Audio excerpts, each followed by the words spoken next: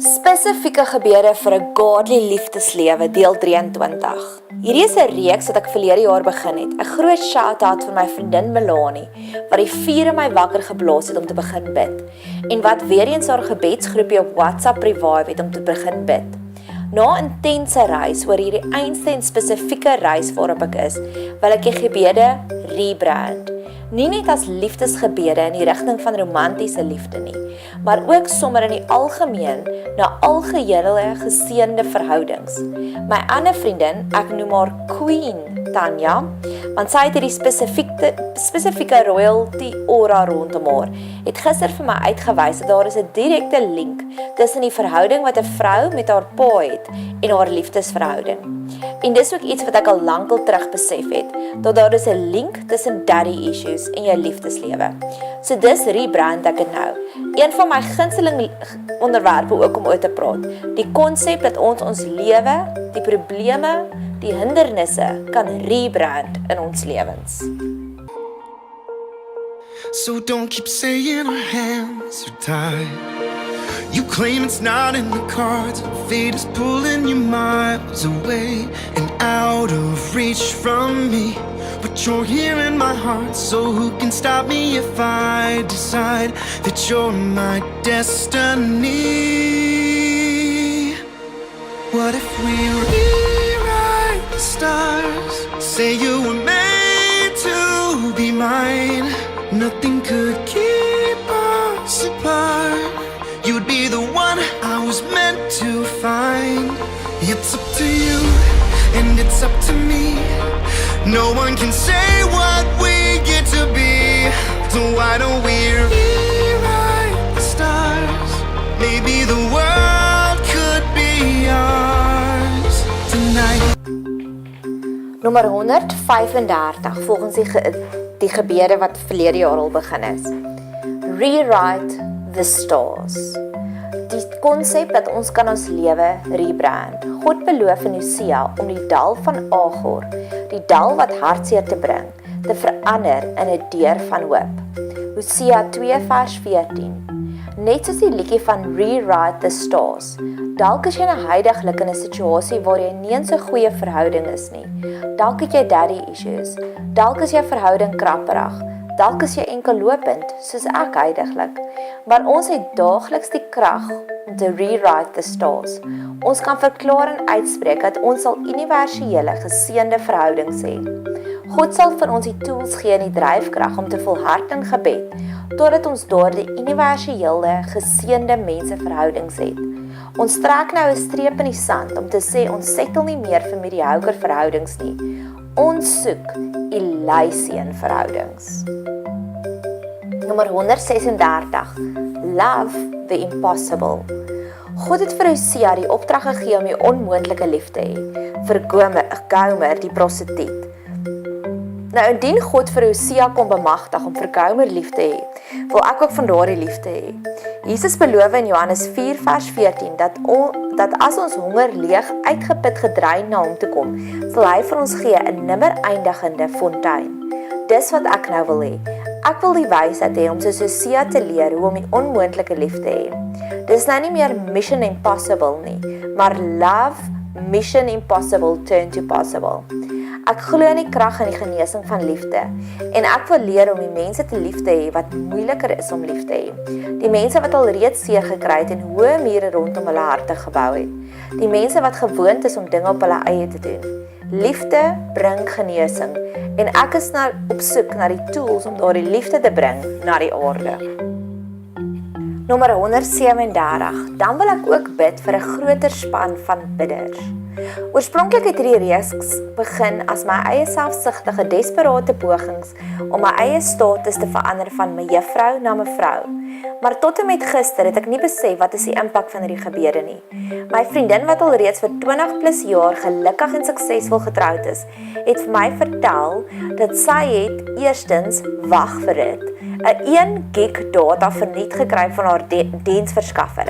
Hulle wou onverskoning vra omdat die data so baie afgeskakel is in ons area. Regtig, waar hoor jy van sulke vrygewigheid? Nou sit sy met 'n oorvloed van data wat in 24 uur moet opgebruik word. Sy het gebinge-watch YouTube en afgekom op die onderwerp van verhoudingsadvies. Net omdat ek glo ek het al reeds gebombardeer met soveel van my navorsing wat ek al oor die onderwerp gedoen het. En so kom sy tot die slotsom. Ek bly saam met 'n man, maar ek verstaan se min van hulle eintlik. En my gees, terwyl sy dit vir my vertel, doen 'n victory dance. Wat is daar meer vrouens en dalk ook mans is wat werklik begin aktief bid vir supergeseënde verhoudings? Kan ons die duiwel ook 'n bloedneus gee in hierdie area? Ja, ons kan, want ons is tot alles in staat deur Christus wat vir ons krag gee. Late bills and overages, screaming and hollering, but still you want me.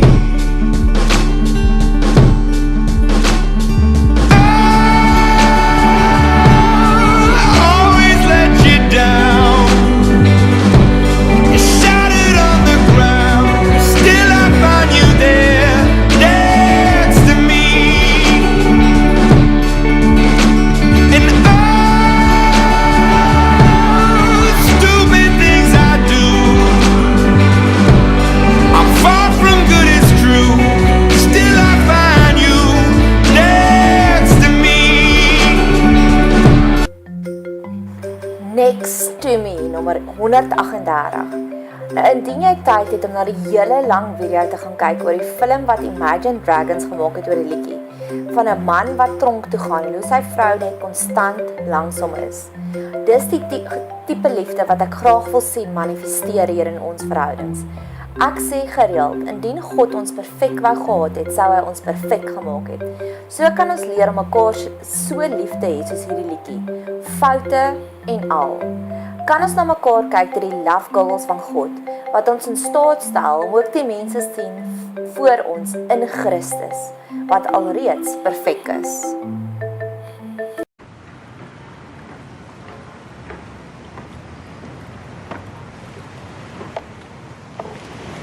Okay, what's so important that it couldn't wait until... Yes.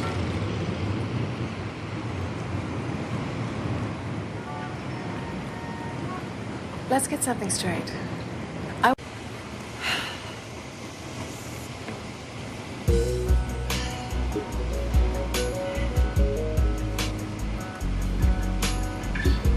Dance with me. What did I say? I'm your boss. It's an order.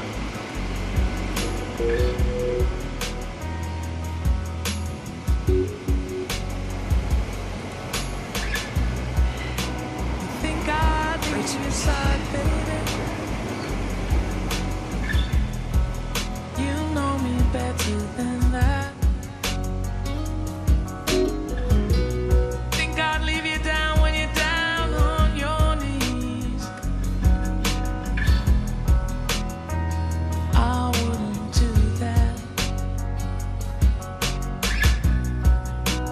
I'll tell you you're right when you want.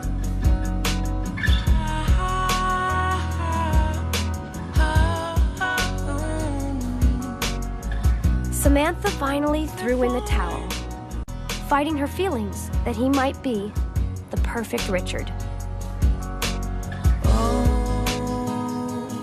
When you're home, I'll be there. Hold you tight to me. And Nommer 139. Romantiese create memories oomblikke. Net soos hierdie toneel vanuit SITC, mag God ons ook so bemagtig en bemoeienis te maak met die verhoudings in ons lewe. Mag ons romantiese dates vir mekaar begin reël. Ek was nou onlangs vir 'n paar sessies deur 'n lewensafrigter. Vir ons tweede sessie het sy 'n piknik vir ons gereël by 'n dam. Net soos Richard in hierdie toneel hierdie romantiese aandjie beplan het, mag ons hierdie tipe van tasbare liefde sien manifesteer in ons lewens, dat ons Instagram kan volmaak met hierdie tipe van romantiese dates wat ons vir mekaar begin beplan. Ek het nou onlangs van die klerereeks Gandhi's gehoor. Dis 2 weeskinders. Hulle ouers het gesterf in tsunami. Hulle het 'n reeks klere begin met die doel om weeshuise te bou. Hulle slogan is Don't Just Exist. Mag dit ook ons slogan word in verhoudings, dat ons werklik begin bemoeienis maak in verhoudings. In die Message Bible in Romeine praat Paulus van die slegte mense in die Bybel. Romeine 2 vers 28 tot 32. They keep inventing new ways of wrecking lives. Mag ons vir die antidote bid vir hierdie gebed. Mag ons innoveerders word met meer patente as Thomas Edison. Hy het 2332 patente geregistreer. Hy het nie net die gloeilamp ontwerp nie, maar mag ons soveel en meer patente ontwerp en nuwe maniere om mense en veral verhoudings te verbeter.